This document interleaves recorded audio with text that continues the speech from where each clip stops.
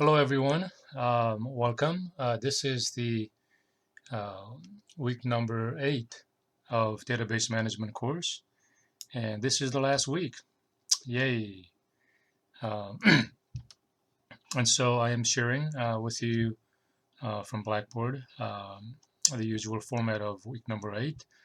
Uh, the only thing that is planned for this week is the course project. Here is the listing of some material that is available for you.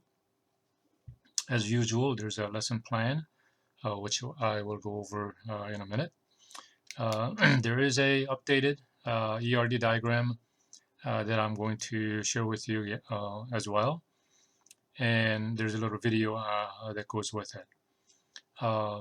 There are two sample final projects that I posted for you to take a look, which should be very valuable to you in terms of how you want to submit your work and what should be included in it. Again, for the assignments, there is no other assignments for this week. There's no activities from the lab manual or anything like that. So if you click on it,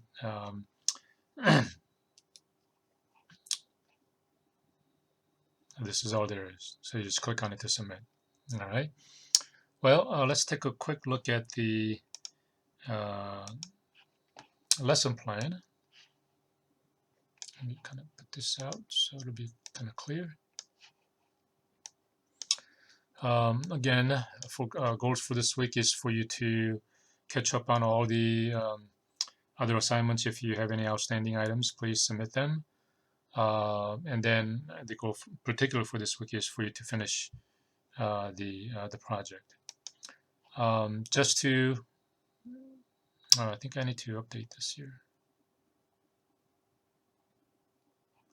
Yeah, all assignments are due this Saturday. So not Saturday, May 9th, but October 24th, midnight. Okay, so I should kind of highlight that. Oops. Okay, that's the last day of the term.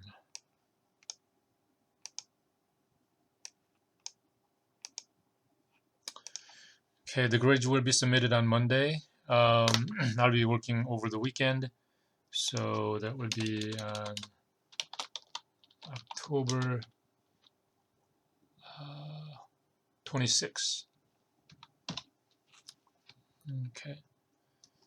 And on Tuesday, the grades should be available on Tuesday. October 27th. Probably early afternoon, if not sooner. Okay.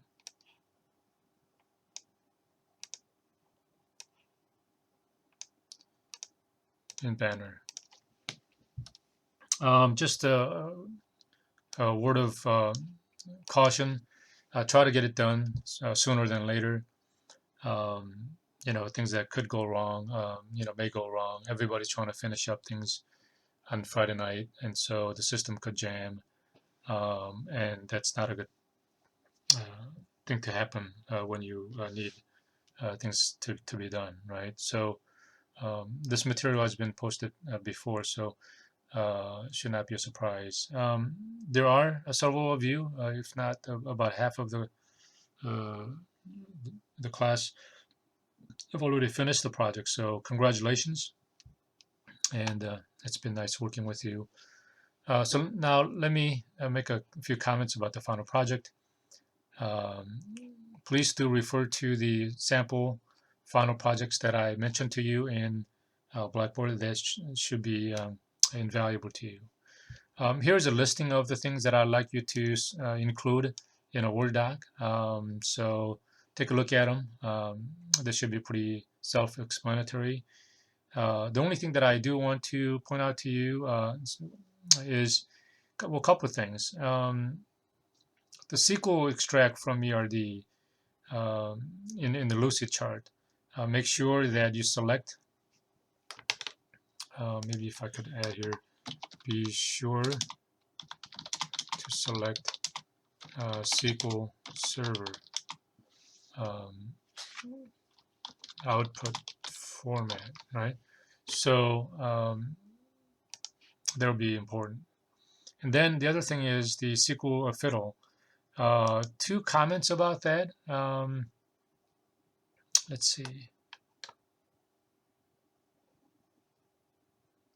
One of them is the site may not be working, right? So if you go to that SQL fiddle, it should be working now. But I've had times where the site was overwhelmed with so many people trying to get on internationally. And so, if it doesn't work, give it another try, maybe after a few minutes. It usually works, but there are times where it was just overloaded and the server just was froze or something. So, and they couldn't resolve it for a while. So if that happened, that could happen. I'm just trying to let you know that could happen. Then just skip it and just write it saying that it could not be accessed, and then I'll just not penalize you for that. You may want to use something else. There are other uh, SQL compilers that you can try, but no guarantee on the other ones. SQL Fiddler seems to be one of the better ones. So if it doesn't work, then you can skip it or you can try some other ones. Another one that I'd like to highlight again of the same note is be sure to use SQL Server for platform. So what I mean by that is when you go to this SQL Fiddler, here is the platform, right here. So you can choose all these things, but make sure that for some reason default may be something else. So you may be doing everything right, but if you don't choose a SQL Server, then it may not work well for you. Okay. Maybe the last thing is just because it's working in SQL Fiddle, right?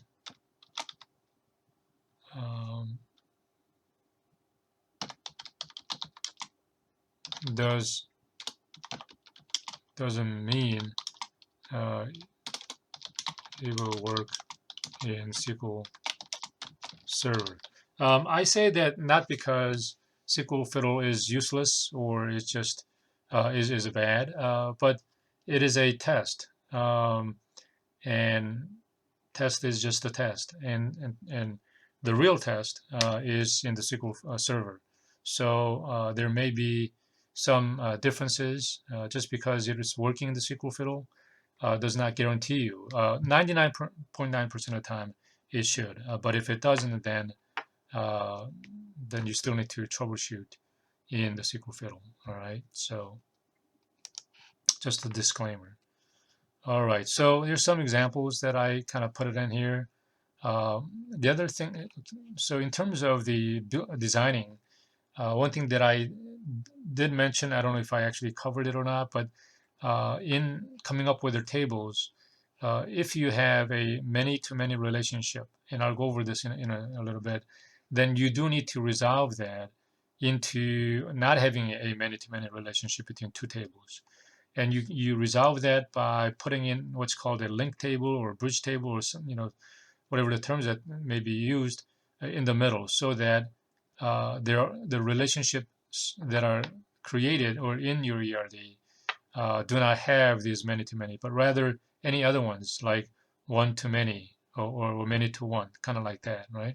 So be sure to resolve this. And the reason why this is a trouble is because when you have this many-to-many relationships, it is confusing in terms of how they are exactly related, whether the items from here to here can be related is not an issue, but what if you want to go back to it gets a little confusing. It's not clear. So while that is allowed to design from the beginning, you essentially have to resolve that, right? I mean, sometimes you may not be able to resolve it, and but then again, that's very bad design in terms of relational database. Here is a link that I posted for you, and if you want to look at some other additional help, so like students in classes, that's a many-to-many. Here's some examples where it needs to be resolved from this to a student to classes using a bridge or link table. Notice that I use with this here using a word junction table, but also the name is usually helpful if you kind of combine the two other tables to make that name that table rather than some unique different name, right? So that's that, and let me bring up the other. Um, oops, not this one, but the other one here. I think this. Let me see if I uploaded it in here.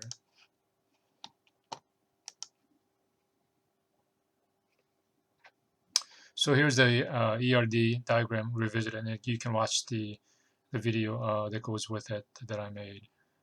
I think I made that one. But anyway, so here you can watch that, or you can just continue to listen to this one or view this one. But anyway, there was a question that I wanted to come back and review or uh, explain in detail is in terms of the tables, you should have, in terms of composition, you should have a uh, in addition to the content, you need to have a primary key so that the content will be ordered using that particular primary key.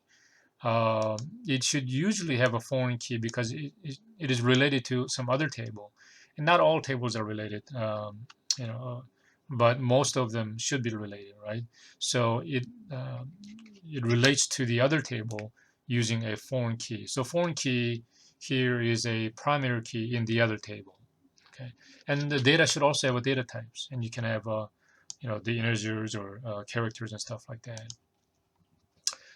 There is a nuanced question about how many primary keys you could have. For the sake of clarity, for this class, you should just use only one. There are what's called a composite key where there can be more than one, but that's a little tricky and maybe for some other class. And the way, in terms of the relationships between the tables, you can use, there are different strategies and schools of thoughts and patterns and categories you can use. But we're going to be using something basic, what's called a crow's feet, because the ends look like a crow's feet. There are other ones available out there, but they're pretty similar. But so that's in terms of how they look. But in terms of their function, two tables could be related one to one. Let's see. So like, these two tables could be related, one entry to one entry here and things like that. And there could be one to many. The one item from here relates to could be many relationships here. In other words, one student could be taking many classes, right? And then you could have the third type, many to many, and one to many is sort of like the many to one flipped over. But anyway, so there are other combinations of these guys, such as like one and only one and things like that, which is represented by the little bars. So that's what these guys are. There's a one, there's a many, one and only one. This could be zero or one, could be one or many, zero or many. These is not very typical. But anyway, so these could be, these are, you can select these guys from here in the Lucid chart, right? So like when you go to the, so like here, you can, click on these guys and you can choose whatever I say, you can choose, different kinds here. So that this is how you select them. Okay. So I hope that sort of clarifies a little bit. I gave a little example here, and then there's a few more examples here as well. So I hope that clarifies. And let me just recap here what we did today. I went over the week number 8 material outline for you, what's available for you. Make sure you look at these two sample documents, and then there's no other assignment for you. We looked briefly at the lesson plan as to um, the dates and the final project matrix, and talked a little bit about the minute-to-minute relationships that we need to resolve. I also went over the other uh, document here about the lucid chart notations. Okay, so that's it for this week, and that's it for this term. Congratulations again. It's been nice working with everyone. So have a good week, and finish off strong if you haven't already finished. I'll take care of the grades this weekend coming up. And as always, if you have any questions, feel free to email me. I think there's also the course evaluation. So if you guys could take care of that, this should help out as well. So this concludes the lecture video.